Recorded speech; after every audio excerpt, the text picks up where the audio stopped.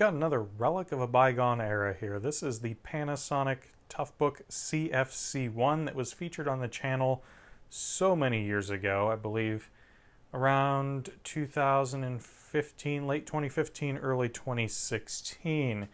Now, this laptop, it ran Windows 7 when I ran it back then. However, I have installed Windows 10 on it and have had nothing but trouble getting it to run properly, mainly due to driver support. Now, I thought it might be fun to see if I can get this up and running with a distribution of Linux of some type. So I've been doing a bit of research online, and I found a distribution that looks promising known as MX Linux. It seems to be fairly polished, and it's a very well-received distribution, one that's growing quite rapidly in favor amongst Linux users. Now, I myself, I do enjoy using Linux for select tasks, and this is a bit of an odd machine hardware-wise. I think it would be actually relatively suited for Linux. Now, it's got a first-gen Core i5 and I believe 4 gigs of RAM in it, so that's a little on the low side for as far as Windows goes. However, for a medium to lightweight Linux distribution, that should be just fine. I don't foresee too many issues with the specifications.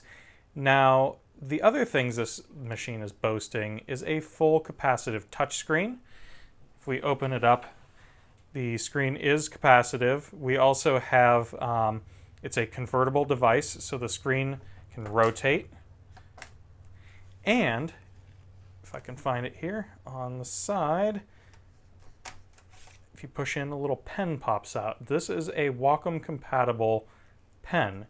So you can use this instead of the touch screen. You can write directly on the screen and use it with like graphics applications and things like that. This could be very handy, and I would actually like to use this for doing some of my channel artwork and things like that, and doing a little bit of drawing and things like that on the side just for fun. So as I recall, when this was working before, it worked very, very well. Not as nice as something like, an Apple Pencil or something along that line that you would see nowadays, but still something that we can, have a play around with and have a bit of fun with. Something I foresee not working is the scrolling on this touchpad. It was a real pain in the butt to get it to work in Windows, as I remember, and I expect it to be either impossible or very unlikely to get it to work in Linux. Now, it's not like a normal gesture-based scrolling that you'd use like 2 fingers to scroll up and down on. Nah, this thing, you run your finger around the outside of it like it's a wheel. Now, it's not actually, it's just you use that sort of motion to scroll up and down. They called it, I think, the circle pad. Really hate this trackpad.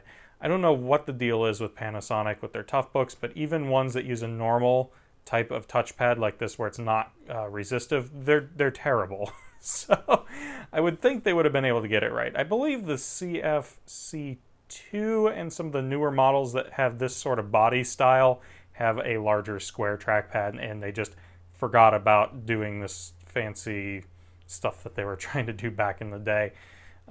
Really, this was just detrimental to their design. So I guess before we go ahead and try installing Linux on here, let's turn it on and see if it still works and see if the batteries are still holding a charge. I believe I upgraded this to a 240 gigabyte SSD, so that should make things a little bit snappier than it was before. I believe I had a 320 gigabyte spinning disk in it before, a Western Digital Blue, and oh my god, was that slow. So let's go ahead, and I'm going to readjust the camera and we'll power it up and see how she works. And that should give you a slightly better view of the screen. Let's go ahead and flip the little power slider in the front. And we've immediately got the Panasonic logo on the screen. We'll tilt that so it's not glaring quite as badly. And she is booting into Windows 10. Now, the machine overall, like snappiness-wise, just responsiveness, it's not too bad in Windows. But it's really just kind of underpowered from what I remember.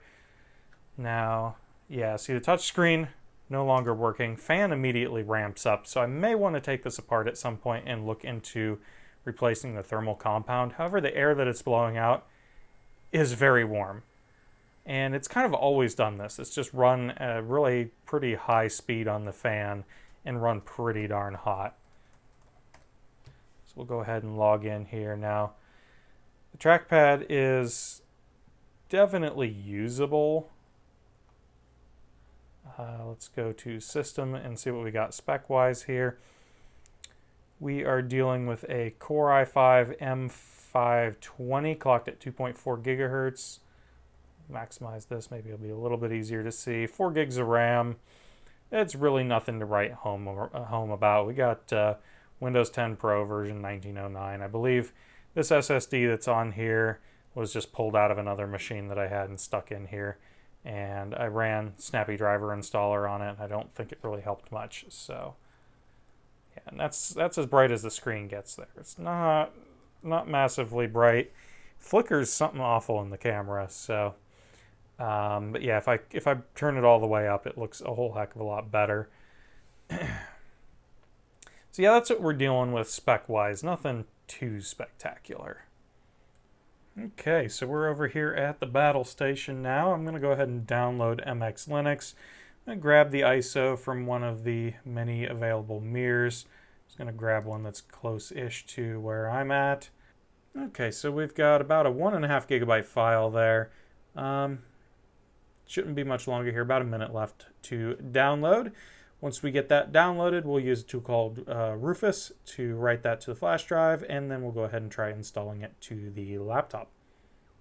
Okay, so the ISO file is downloaded. We got Rufus up here, so we're just going to select our MX Linux ISO, and it's already got our 32 gigabyte flash drive in there. That's way bigger than you need. I think about 4 gigs is all you would actually need for this.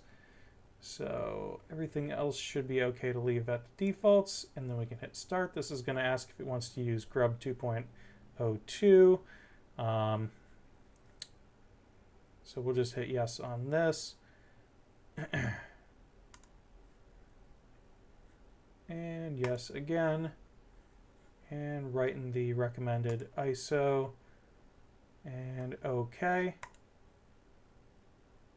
This will delete everything on your flash drive, so don't yell at me if you accidentally delete something you needed.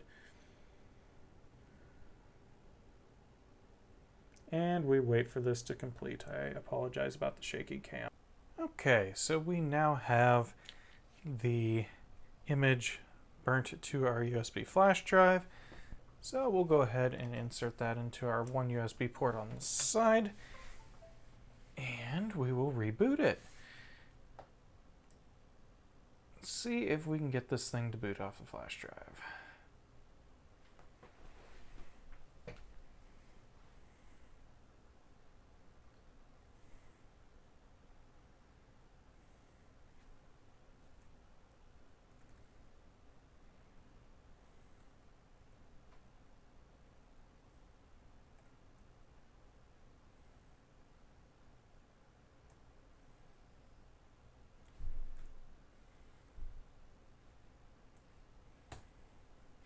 Looks like the settings were already correct to have it boot off of USB first, so we should just be able to cancel out of that and reboot, and it should boot straight into Linux. And it does. So let's go ahead and launch that. This is my first time ever running through the MX Linux setup, so it's a little different than most distributions that I've worked with.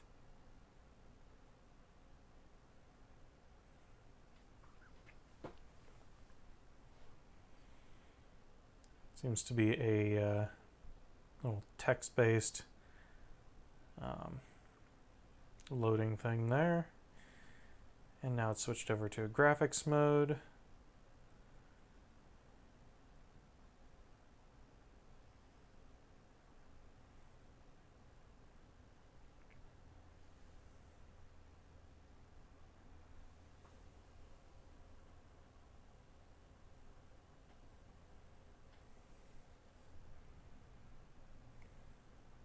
Interesting looking wallpaper there. I like that.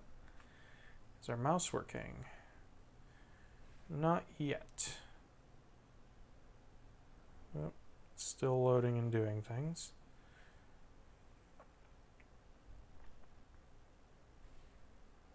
There we go. Now it is. And boy, is that sensitive. Woo! Yeah, I don't know about that. Definitely have to turn down the sensitivity a bit. Oh, this is a rather interesting looking configuration here. Looks like our desktop wallpaper is not loaded in quite right. Oh, there it goes. It's just taking forever off of that flash drive. It is USB 2.0 after all. This machine does not have USB 3.0. Boy, the mouse is so sensitive it's almost impossible to use. Now let's see. Touchscreen. Yes, indeed. Touchscreen is working. Let's see if the pen works. Now we haven't installed yet. We're just live booted. And yes, the pen also works. So I think this is actually going to be pretty usable on here. Let's see what that's. So that's like our start menu there. So this is a very kind of Windows 7-esque layout, except we have our taskbar here on the side. Let's see, can we move this? I haven't done anything with this before, so that's just the separator. Panel preference, maybe?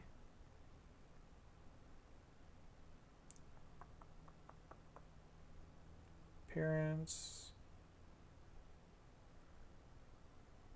Display, panel 1.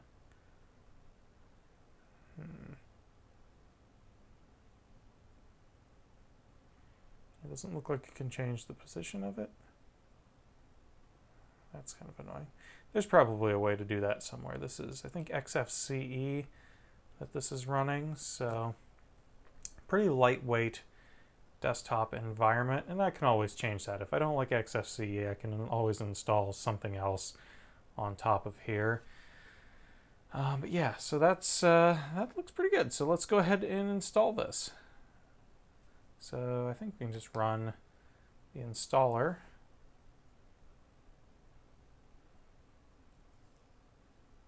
Yep, there we go. MX Linux installer. Should be good with the defaults. Auto install using entire disk. That's fine. Next. Yes, format. And we'll let it go.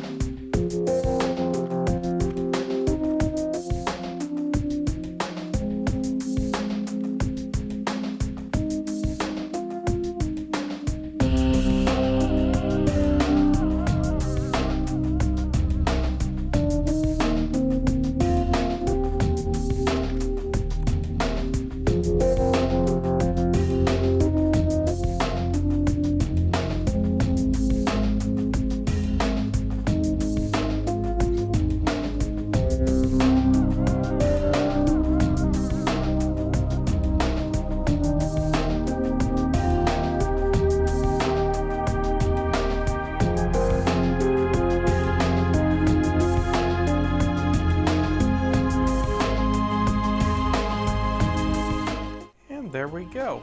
It is installed successfully. So now all we have to do is reboot the system, and then we can start playing around with it a little bit and see how everything seems to work. So let's go ahead and hit finish here, close, and then I think, nope, there it goes. It's rebooting automatically on its own. At some point I believe I should be able to remove the installer. And now we should be good to go. Let's see how quickly it boots up. Select it from the menu.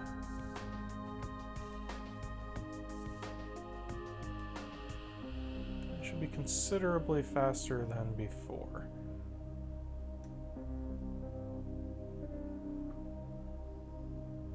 And we have a nice little loading bar there. That's pretty neat, actually. I like that. Except it got done way before the loading bar did, so let's go ahead and log in with our super secret password there. And that's mostly booted. Okay. Alright. I like it. Looks good. Ooh, that mouse. Yep, I forgot about that. We've got to figure out how to change that. So, let's see. Settings. Can I scroll with the mouse? No, I cannot.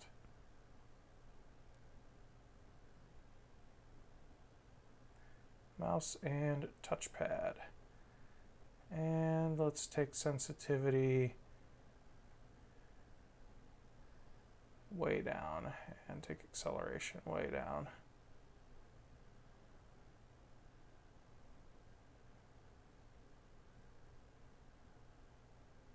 Ah, I had the wrong one selected.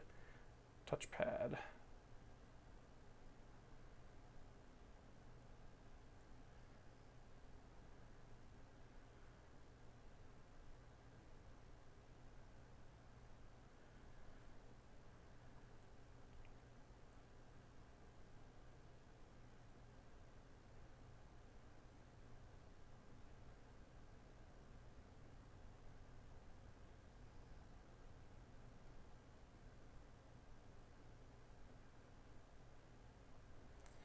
Feels pretty reasonable.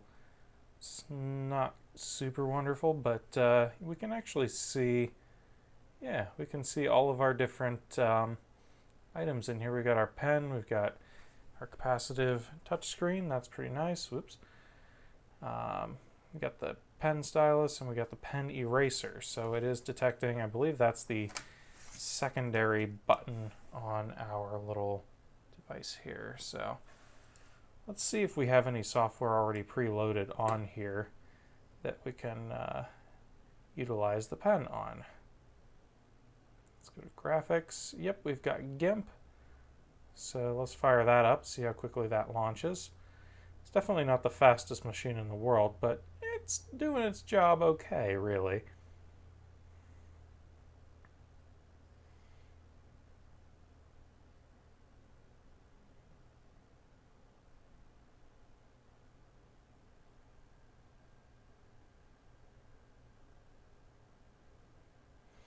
I'll probably want to install more of like a paint type program if I'm going to be using a pen for drawing.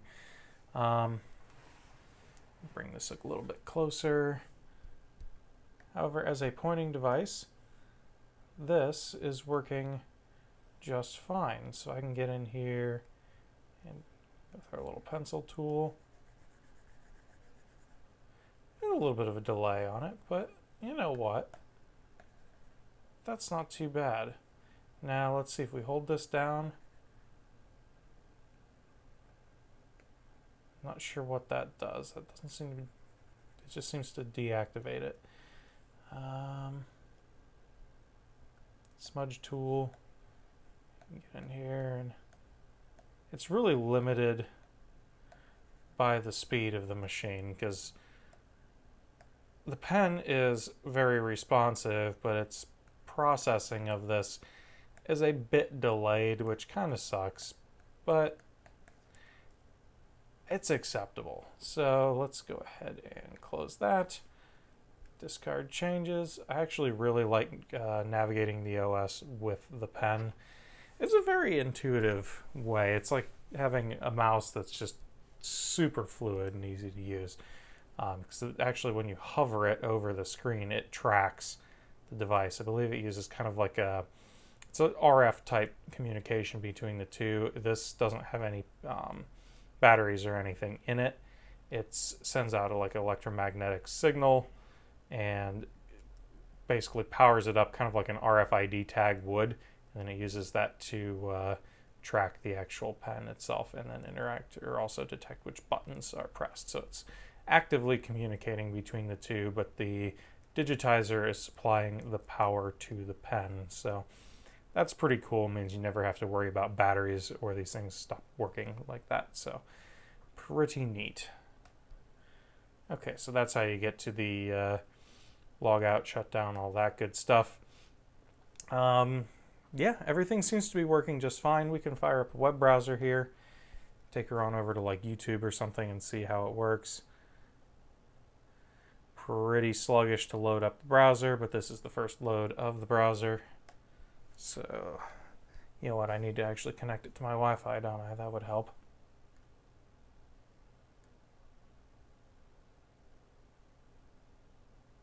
And there's my Wi-Fi.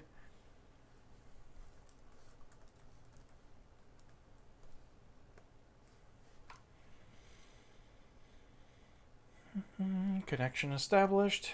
Now we can go ahead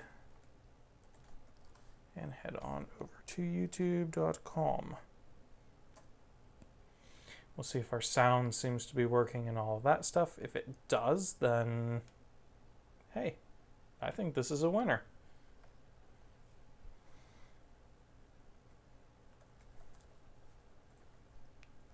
This keyboard.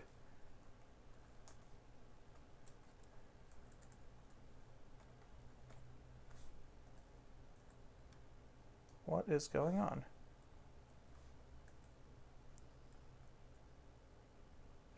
I think my keyboard layout is somehow screwed up here.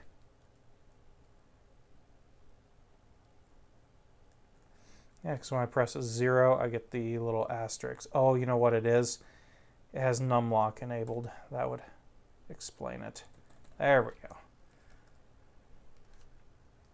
There's actually a numpad overlaid on the keyboard. It's a very weird sort of layout, but it works reasonably well. So it just defaulted to numlock being on, or maybe I accidentally mashed it.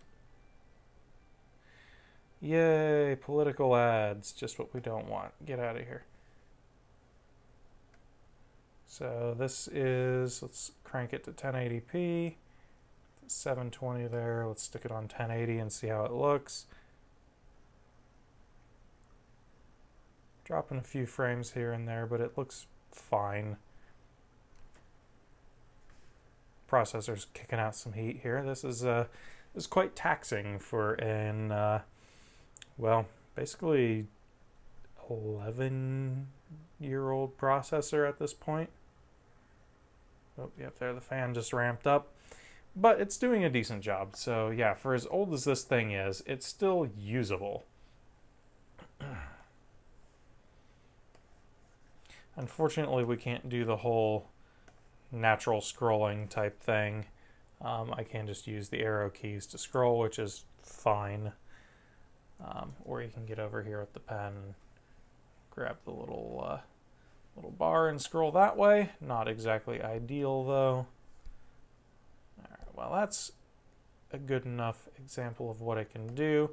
Plays videos fine. It's going to handle basic web browsing just fine. Again, still pretty impressive for an over 10-year-old part that we're dealing with here, over 10-year-old machine. Really impressive what these can do still. Let's check on our battery, because the light on the front says it's still charging, but I saw the machine say that the battery was full, so could probably use a little bit of calibration here, although it doesn't seem to do anything when you actually click on the battery icon. So charging 100%, 3 minutes remaining. Okay, so it's basically full. Yeah, the battery, I think it does need replaced on this unit. I'm pretty sure it was giving me a charging warning light earlier, so I think it's about done, but that's okay. I have a few other ones somewhere that I can swap out into here. They are just a modular battery pack. It actually has 2 batteries, and you can swap between them. And there's a little charging cradle that they all go into. So, pretty cool. Anyway, so that's just a little look at this device. Now we've got it running an operating system that it seems to like a little bit better than Windows 10. It was just struggling very badly with Windows 10. So this is now my new Linux machine. and I think I'm going to be pretty happy with it. Anyway, guys, let me know what you think down in the comments. If you like this sort of content, please do give it a thumbs up, and if you'd like to see more stuff from the channel, please consider subscribing. And until next time, guys, have a good one.